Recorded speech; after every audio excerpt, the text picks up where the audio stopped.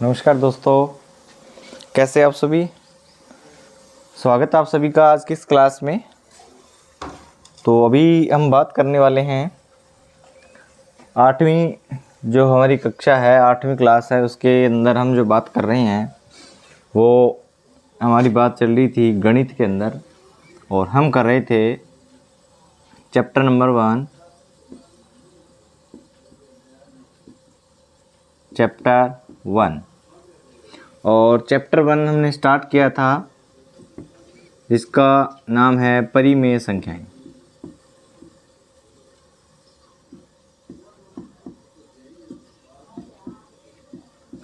परिमेय संख्याएं, rational number. ठीक है, परिमेय संख्याएं हमने स्टार्ट किया था। और परिमेय संख्याओं के अंदर हमने लगभग जो है सारी चीज़ें हमने पढ़ ली थी। बस एक हेडिंग जो रहती है आपकी, एक टॉपिक रहता था जो आपके सिलेबस में दे रखा है, उन चीज़ों पे हमने सब पे बात कर ली है। बस आपको एक चीज़ रह गई है, वो है परिमेय संख्याओं के बीच में परिमेय संख्याओं को ढूंढना, या दो परिमेय संख्याओं के बीच में परिमेय संख्याओं को निकालना। ठीक है, तो आप हेडिंग डालेंगे दो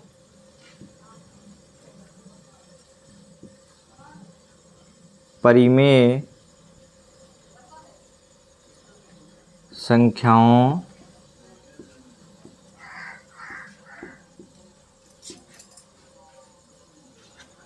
के मध्य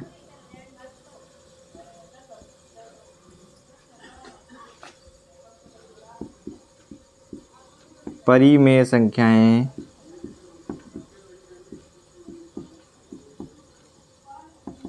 ठीक है, दो परिमेय संख्याओं के बीच परिमेय संख्याएं। अब ये कैसे निकालते हैं, इसके बारे में हम बात करेंगे। ठीक है, हेडिंग डालिए दो परिमेय संख्याओं के बीच में परिमेय संख्याएं। ठीक है, तो इसके लिए एक सिंपल सा फॉर्मूला है। बस अगर आपको जोड़ करना आता है परिमेय संख्याओं का, तो आपको इजीली इसको करके निकाल सकते हो। ठीक है, तो हेडिंग डालिए ये। इसमें पहली चीज़, पहला क्वेश्चन देखिएगा। पहला क्वेश्चन मतलब ये मैंने बोला कि 1/2 व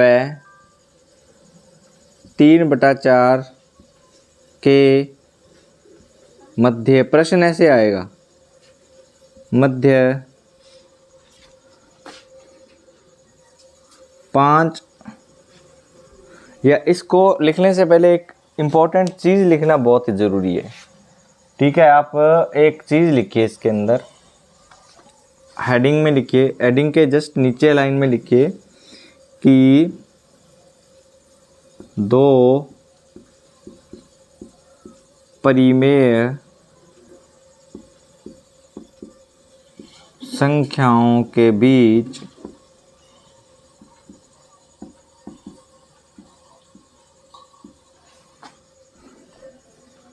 अनंत परिमेय संख्याएं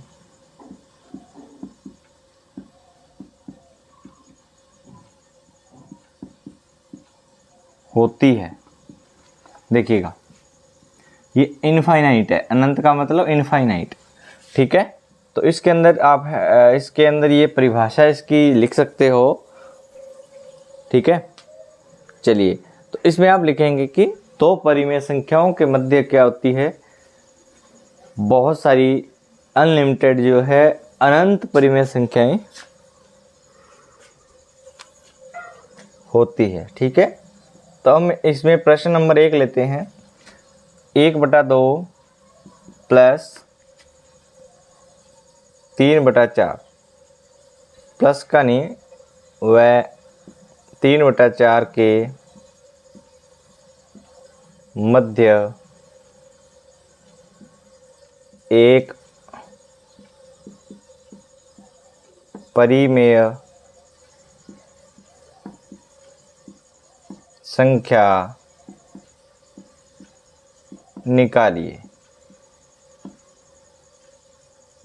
ठीक है, आपको पूछेगा कि 1/2 और 3/4 के मध्य कितनी परिमेय संख्या, ये नहीं पूछेगा, क्योंकि कितनी का तो मैंने यहाँ पे आंसर दे दिया कि अनंत होती है। दो परिमेय संख्याओं के बीच में, जो दो परिमेय संख्या इनके बीच में जो परिमेय संख्या है वो अनंत होती है।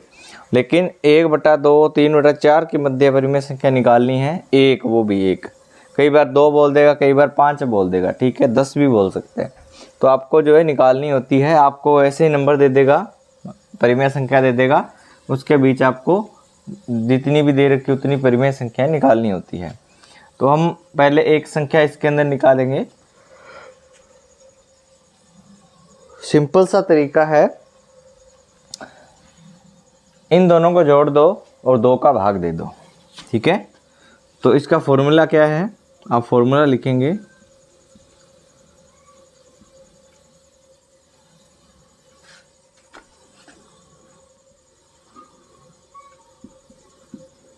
परिमेय संख्याओं का जोड़ बटे 2।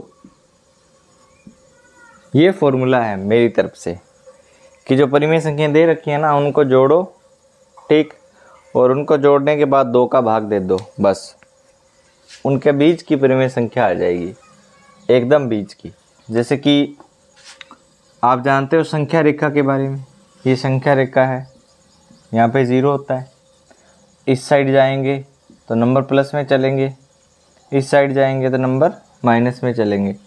तो ये संख्या रेखा जो है ये अनंत होती है, इस साइड भी और इस साइड भी, ठीक है, तो ये अनंत होती है। तो इसके ऊपर जो है ना, हमें ये 1/2 है, यानी इस साइड नहीं है, ये प्लस वाले हैं तो इस साइड दोनों ही। मान लो कि यहाँ पर है 1/2 और यहाँ है 3/4, ठीक, तो इनके एग्जैक्ट बीच में यहाँ पे आएगा जब हम 2 का भाग देंगे तो, ठीक है। ऐसे करते ही हमें जो इस फॉर्मूले का यूज़ करना है, और इस फॉर्मूले का यूज़ करने के बाद जो है हम अपने इसके बीच में निकाल सकते हैं। ये क्या है, संख्या रेखा, संख्या रेखा नंबर लाइन, ठीक। चलिए ये नोट करिए फटाफट, फिर आगे चलते हैं। हो गया, अब देखते हैं। तो 1/2 और 3/4, मैं इसको इरेज करूँगा एक बार।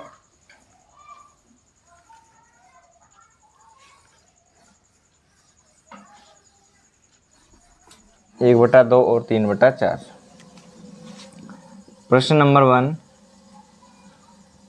1/2 और 3/4,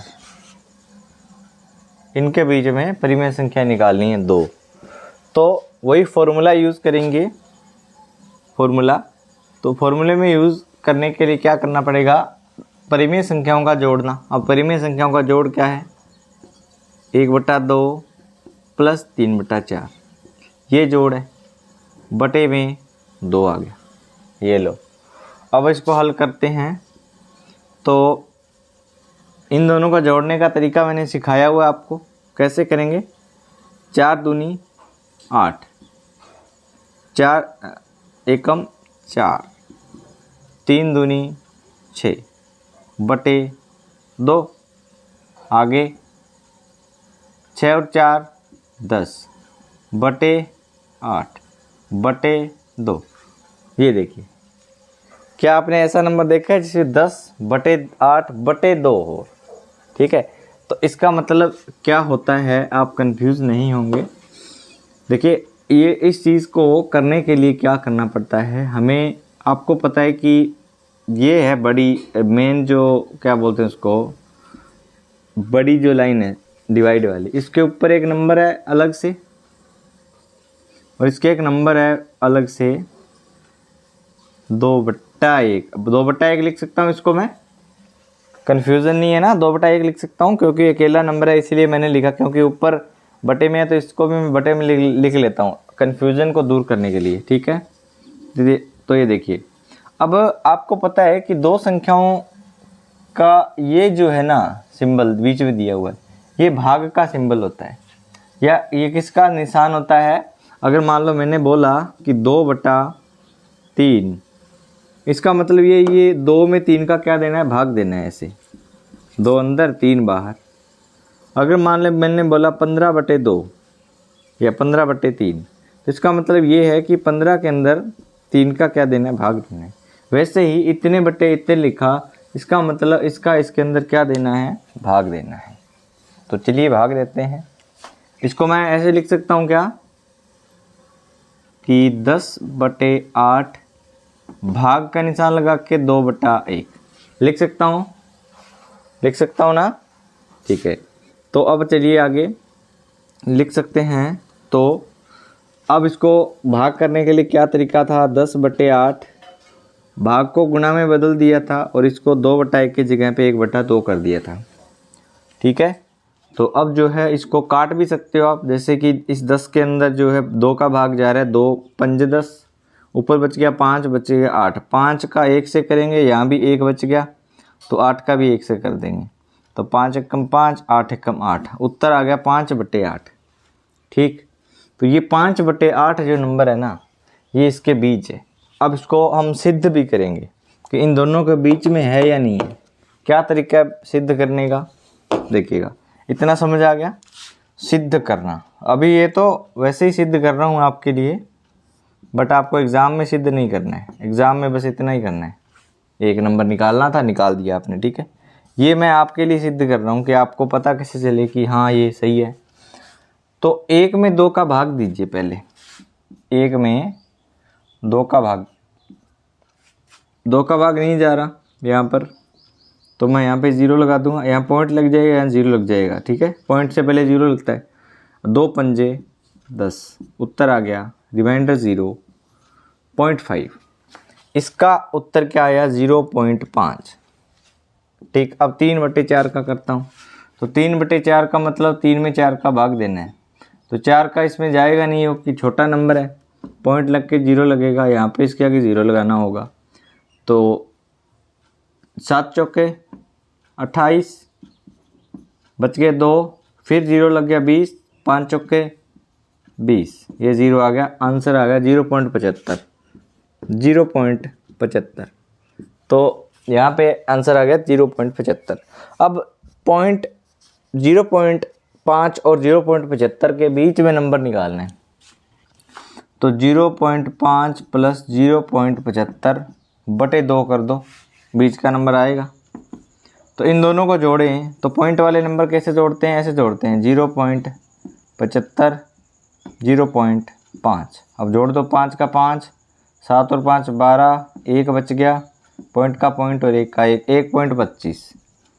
1.25/2, 1.25/2 है, तो इसमें 2 का भाग दे दो। एक बार पॉइंट को भूल जाओ, 125 में 2 का भाग दो, 2 छिक्के 12।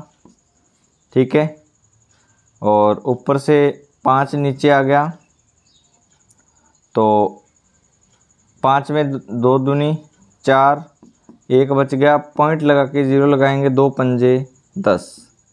ठीक, उत्तर आ गया 62.5। इसका मतलब ये जो 5/8 है ना, ये 62/8 होना चाहिए। अब इसको करके देखो, 62/5 आ रहा है क्या। ठीक है, तो मैं यहाँ इसको करके देखता हूँ। 5, इसमें 8 का भाग दे के देखते हैं।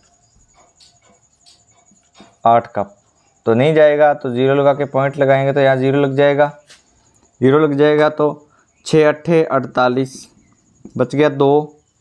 ठीक, नहीं जा रहा, 0 लग गया, 8 दूनी 16। ठीक, ठीक है,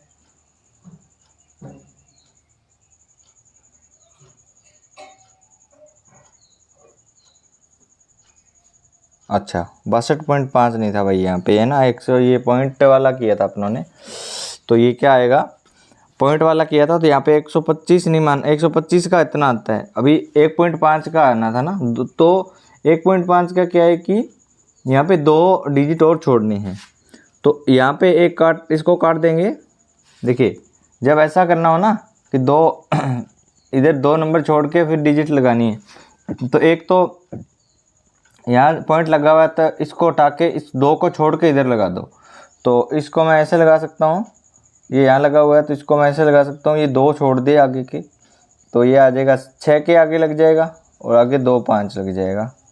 ये आंसर आएगा इसमें, भाग देंगे ना 1.25 में 2 का भाग देने पे यही आता है, आप कैलकुलेटर में करके देखिए। ठीक है, तो ये आ गया 16, बच गए 4 40, तो 5 8 40। इसका मतलब 0.625 0.625 आ रहा है। इसका मतलब हमने जो आंसर निकाला वो सही निकाला। ठीक है, तो हमारा तरीका सही है, जिससे क्या है हमने इन दोनों के बीच में एक नंबर निकाला 5/8, जिसका मतलब है 0.625। ये 0.5 और 0.75 के बीच का नंबर है। ठीक है, तो यहाँ पे 2 चीज़ें पता लग गई है आपको कि अगर पॉइंट में वैल्यू दी है उसके बीच का नंबर निकालना है ये, तो कैसे निकलेगा, और अगर ऐसे क्या बोलते हैं इसको भिन्न भिन्न के रूप में अगर दिया हुआ है तो कैसे निकालते हैं, ये भी आपको पता लग गया।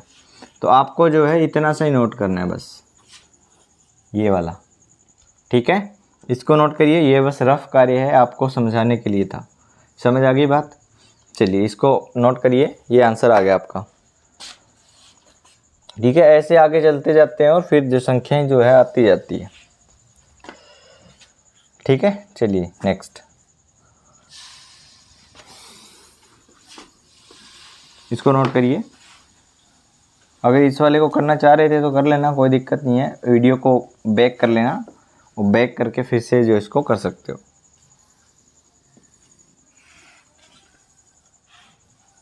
हो गया? चलिए दूसरा प्रश्न देखिएगा। तो वैसे तो आपका जो है यहाँ पे ये चीज़ें जो है कंप्लीट होती हैं, बट आपको बहुत सारे प्रश्न और भी करवाता हूँ मैं। देखिए आप निकालिए 2/5 व 3/4 के बीच 2 परिमेय संख्याएं।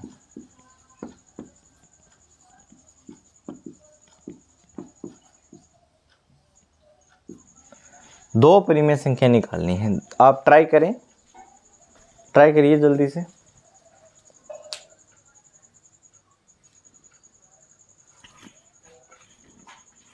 ठीक है, ट्राई करिए। वही तरीका है, मैंने बताया था आपको, सिद्ध करके मैंने बता दिया था पिछली बार। इस बार सिद्ध करने की जरूरत नहीं है, क्योंकि फॉर्मूला आपको चेक करवाना था कि सही है क्या। तो देखिए 2/5 और 3/4 के बीच परिमेय संख्या 2 निकालनी है। एक तो निकालनी आएगी आपको कि सर इन दोनों को जोड़ दूंगा और 2 का क्या कर दूंगा, भाग कर दूंगा। ठीक, तो हमें इनके बीच जो भी भिन्न मिलेगी वही इसका आंसर है। लेकिन दूसरी कैसे निकालूं, है ना? तो ठीक है, दूसरी कैसे निकालोगे उसको भी हम देखते हैं। देखिएगा, पहले हमें एक निकाल लेनी है। एक, तो एक निकालने के लिए तो आपको पता है फॉर्मूला लगा देंगे, 2/5 प्लस 3/4, 2/5 प्लस 3/4 भाग 2। ये बराबर का मैं इसके बीच लगाऊंगा, यानी कि बराबर का निशान हमेशा जो सेंटर होता है उसी के सीध में लगता है। ठीक है, ठीक, चलिए अब हम आगे चलें तो इसको वही 5 चक्के 20, 4 दूनी 8, 5 दिए 15, ये बड़ा वाला निशान बटे 2। आगे चलें तो 15 और 8 कितने हो गए, 23 बटे 20 बटे 2, और इसका बटे में 1 लगा सकता हूँ क्योंकि ये अलग है, ये अलग भिन्न है। ठीक है, अब इसको क्या मैं ऐसे लिख सकता हूँ, 23 बटे 20 गुना नहीं भाग 2/1।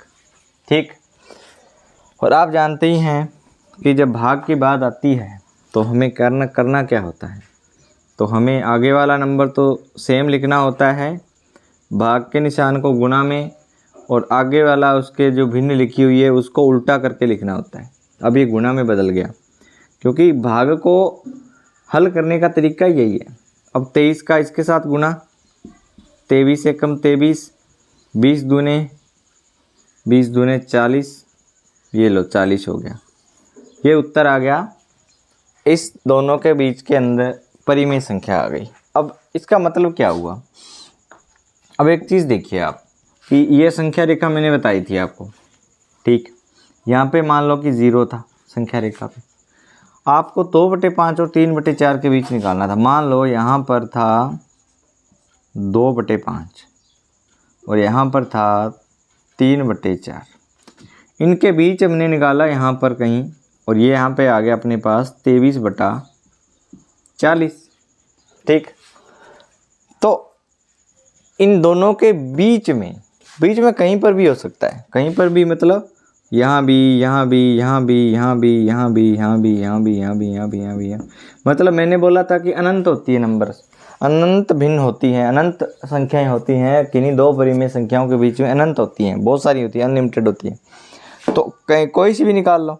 अगर मान लो कि मैं इन दोनों में से कोई निकालना चाह रहा हूँ, इन दोनों में से, या मैं ये यहाँ पर आई थी, मैं इस बार मान लो ये निकालना चाह रहा हूँ, ठीक है। तो ये किन दोनों के बीच में है? ये वाली। ये तो आप बोलोगे कि सर ये तो 23/40 और 3/4 के बीच में है।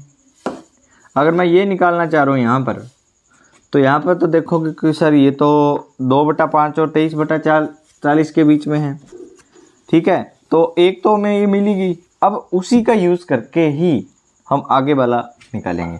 एक तो इसको ले लेंगे और दूसरा इसको ले लेते हैं या इसको ले लेते हैं, दोनों में से कोई भी ले लो। तो अगर ये लोगे 2/5 और 23/40 इनके बीच में आएगी। अगर 3/4 और 23/40 लोगे तो इनके बीच में आएगी। समझ आ गई बात? तो आप जो है ऐसे करके ही आगे नंबर आते जाएंगे और उनके बीच फिर से रिलेशन बनाते जाना। ऐसे करते करते बहुत ही संख्याएं आप निकाल सकते हो, ठीक है। तो एक और कैसे निकालेंगे कि मान लो मैं 3/4 और 23/40 लेता हूँ। तो यहाँ पे लिखेंगे, ये पहली होगी। अब 23/40 व 3/4 के मध्य, ये लिखो। और फिर इसके आगे जिसको वही तरीका, फॉर्मूला लगाओ, सॉल्व करो। तो वही फॉर्मूला कैसे यूज़ करेंगे आपको पता ही है। 23/40 प्लस 3/4/2, ठीक है। तो ये हो गया। अब जो है हम बात करेंगे आगे। तो 40 का क्या करेंगे, 4 के साथ क्या करेंगे, गुना करेंगे। तो 40 का 4 के साथ गुना करते हैं, कितना आता है? 40 का 4 के साथ 160, और 4 का 23 के साथ करेंगे तो 23 का 4 से करेंगे, 4 × 12, 1 आ गया, 4 दूनी 8 और 1 9, 92 आ गया। प्लस 40 का 3 से करेंगे 120 आ गया, बटे 2 है ही, ठीक है। तो इन दोनों को जोड़ दो, ऊपर वालों को, इन दोनों को जोड़ेंगे तो क्या आएगा? 0 का 0, ठीक है। और 2 2 4 हो गए, 9 2 11 हो गए, यानी कि 15 150 आ गया ना, सॉरी 150 क्या आ गया, 120 और 92 2 11 212 आ गया। 212 बटे 160 बटे 2 है, तो इसके बटे में 1 मान लेता हूँ, ठीक है। और इसको 1 मान के आगे लिख रहा हूँ मैं इसको, ठीक है। इसमें आगे लिखेंगे तो 212 बटे 160, और भाग का निशान है तो भाग लगाएंगे ना। इसको मैं ऐसे लिख सकता हूँ ना भाग में, ये कि 2/1। अब आगे 212 बटे 160 गुणा में बदल के 1/2 कर देंगे, ठीक है। चलिए अब देखिए हम इसको सॉल्व कर लेते हैं। तो पहले इसको काट लेते हैं 2 से, 2 में इसका भाग जा रहा है, ठीक है। तो 2 एकम 2 2, इसमें भाग देने के लिए हमें करेंगे 2 10 दूना 20, ठीक है। और 6 दूनी 12, 106 बटे 160। तो ये काट दिया और ये उत्तर आ गया अपने पास में 106 बटे 160। फिर यहाँ पे 106 बच गया ना, इसको काटा, इसको काटा, यहाँ पे 1 बच गया, यहाँ पे 106 बच गया। 106 का 1 से करेंगे 106, 160 का 1 से करेंगे 160। ये आ गई संख्या किसके बीच में? इन दोनों के बीच में। इन दोनों के बीच में ये नंबर आ गया। अब देखने में तो ये बड़ा लग रहा है, बट ये बड़ा है नहीं। जब इसका पॉइंट में आंसर निकालेंगे ना हम, तो इन दोनों के बीच में जो संख्या है वो इन दोनों से बड़ी होगी, इन दोनों के बीच में जो इससे बड़ी होगी है, ठीक है। तो ऐसे आगे चलते जाओगे ना तो संख्याएं बड़ी बड़ी होती जाएंगी, लेकिन उनकी वैल्यू छोटी छोटी होती जाएगी। संख्याएं दिखने में बड़ी होती जाएगी, लेकिन उनकी वैल्यू जो है वो छोटी छोटी होती जाएगी। समझ आ गई बात? तो इस तरीके से जो है परिमेय संख्याओं की मध्य परिमेय संख्या निकालनी होती है, ठीक है। और आपको वो अभी 2 दिए मैंने, हो सकता है वो ज़्यादा भी दे सकता है, आपको 5 दे देगा। चांसेस तो यही है कि आपको 5 देगा।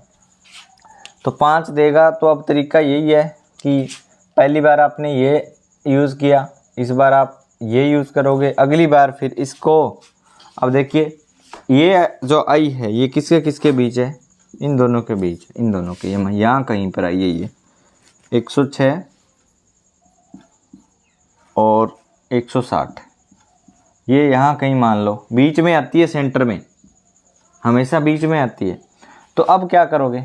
अब या तो इन दोनों के बीच निकाल लो यहाँ पर कहीं, या फिर इन दोनों के बीच निकाल लो, या डायरेक्ट इन दोनों के बीच कहीं पर निकाल लो, कोई दिक्कत नहीं है, ठीक है। इसका रिलेशन इनमें से किसी के साथ बना लो आप, कोई दिक्कत नहीं है, ठीक है। तो वो आ जाएगी नंबर, कोई ना कोई नंबर आएगा, लेकिन वो इन दोनों के बीच ही आएगा। ऐसा नहीं कि इस साइड चला जाएगा या इस साइड चला जाएगा, नहीं जाएगा।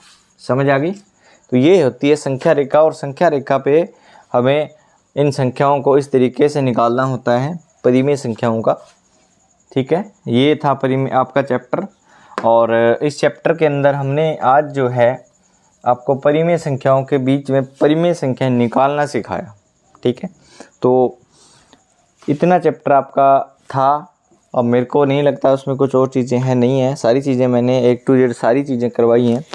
और अब आपका काम ये है कि आपके जितने भी नोट्स प्रॉपर बन चुके हैं, एक बार उनका रिवीजन करना है, ठीक है। आज आपको इतने ही ख़त्म करूँगा मैं यहाँ पे, इतना सा ही क्लास आपको करना है और पूरा का पूरा रिवीजन करना है। कल हम इसके उदाहरण जो दे रखे हैं ना आपके उसमें आपको उदाहरण जो है वो अपने उसमें करेंगे, ठीक है। और कल जो है हमारी हेडिंग क्या रहेगी?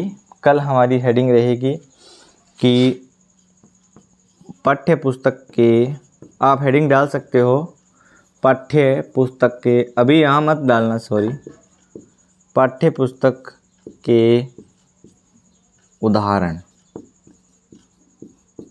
ठीक है। ये हेडिंग डाल सकते हो, अभी मत डालना, बट बता रहा हूँ मैं आपको, ठीक है, कि कल हमारी हेडिंग ये रहेगी कि पाठ्य पुस्तक के उदाहरण।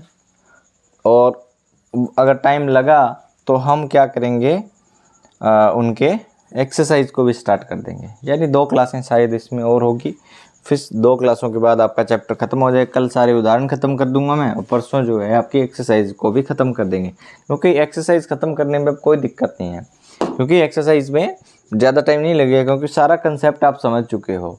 यही तो हमारा फॉर्मेट था, ठीक है। तो आपको पता है कि हम जो है एक यूनिक तरीके से कैसे पढ़ते हैं। एक मेथड हमारा क्या है, देखिए मेथड ये है कि कोई भी चैप्टर हो, मान लो चैप्टर नंबर 1, ठीक, इस चैप्टर में हमने जो चीज़ें पढ़नी हैं उसकी बात करें तो सबसे पहली बात ये कि उस चैप्टर के ऑल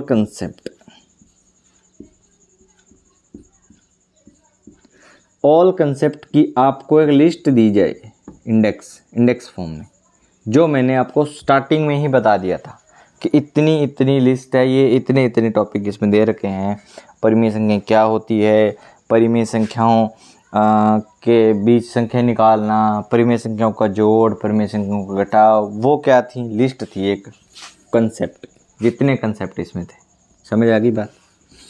दूसरा हमारा तरीका रहता है कि ऑल कंसेप्ट लिस्ट आपको दे दी जाती है सबसे पहले एक तरीके का, जैसे पूरे बुक का चैप्टर का इंडेक्स होता है, उसी तरीके से एक चैप्टर का इंडेक्स आपको दे दिया जाएगा, ठीक है। तो दूसरा हमने देखा कि सभी कंसेप्ट के theory of all concept, theory of all concept. अब मैंने ये बोला, इसका मतलब क्या हुआ कि पूरे कंसेप्ट को इन डेप्थ, इन डेप्थ का मतलब समझते हो आप? इन डेप्थ का मतलब ये हो गया कि जितनी भी डिटेलिंग हो सकती थी, जो कंसेप्ट मैंने आपको नोट करवाए उसमें जितनी डिटेलिंग हो सकती थी, जितने प्रकार के तरीके हो सकते थे, जितने टाइप से वो सॉल्व हो सकता था, कौन से तरीके से इजी सॉल्व होता था, कौन से तरीके से हार्ड हो सकता है, कौन सी कंडीशन पे कौन सा फॉर्मूला यूज़ करना है, कौन सी कंडीशन पे कौन सा तरीका लगाना है, हर एक चीज़ आपको मैंने सिखाई वहाँ पे। जैसे हमने बात करें तो जब एलसीएम निकालना मैंने सिखाया था, ठीक है, तो मैंने 3 तरीके वहाँ पे बताए थे, जोड़ करे थे तब 3 तरीके बताए थे कि जब जोड़ करते हैं तो आपको 3 तरीके यूज़ करने थे। एक तो एलसीएम लेके, एक गुणा करके, और तीसरा जो है कॉमन अगर आता है तो, ठीक है। तो ये 3 चीज़ें मैंने वहाँ पे अलग अलग तरीके से बताई। तो पहला हमारा तरीका यही रहेगा, हर एक चैप्टर में यही फॉर्मेट रहेगा।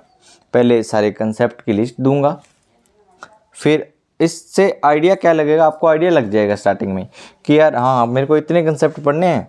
और आपको क्या है कि आप फर्स्ट पेज पे ही सारे कंसेप्ट एक बार लिख लोगे ना, तो वहाँ पे आप क्या करोगे, ऐसे सारे कंसेप्ट हैं तो जैसे जैसे कंसेप्ट खत्म होते जाएंगे सेम हेडिंग्स टिक करते जाओगे आगे, ये भी हो गया, ये भी टिक कर दो, ये भी हो गया, ये भी टिक कर दो। तो इससे क्या होगा, एक आप ट्रैक कर पाओगे कि हाँ चैप्टर जो है पूछना नहीं पड़ेगा कितना रह गया, आपको आइडिया लग जाएगा कि हाँ इतने कंसेप्ट हो गए, बस इतने कंसेप्ट बचे हैं, हमारा सब जो चैप्टर है वो ख़त्म होने वाला है। तो सारी कंसेप्ट की ऐसी लिस्ट का ये फ़ायदा है। फिर उन सभी लिस्ट के अंदर जितने भी टॉपिक दे रखे हैं उनको इन डेप्थ में डिटेल से सॉल्व करवाता हूँ, ठीक है। इतना होने के बाद इसमें इम्पोर्टेंट टिप्स एंड ट्रिक्स जो है वो भी मैं आपको देता हूँ बीच बीच में, ठीक है, जो एक्स्ट्रा होती हैं, ठीक है, सेल्फ मेड मेरे हिसाब से होती है, जो मुझे लगता है कि यहाँ पे आपको आनी चाहिए, वो चीज़ें मैं अभी यहाँ पे एक्सप्लेन करता हूँ। ऐसा नहीं है कि बुक के अंदर जो चीज़ें दी है उतना सा पढ़ा के जो है आपको ख़त्म कर दूँ। फिर हम बात करते हैं एग्जाम्पल्स पे, जो आपके क्या बोलते हैं एनसीईआरटी की बुक जो है ना उसमें एग्जाम्पल दे रखे हैं, उदाहरण, कि आपको पहले थ्योरी में बताया गया है फिर उस पर उदाहरण करवाया गया है। वो चीज़ें उदाहरण करने के बाद हम करते हैं एक्सरसाइज,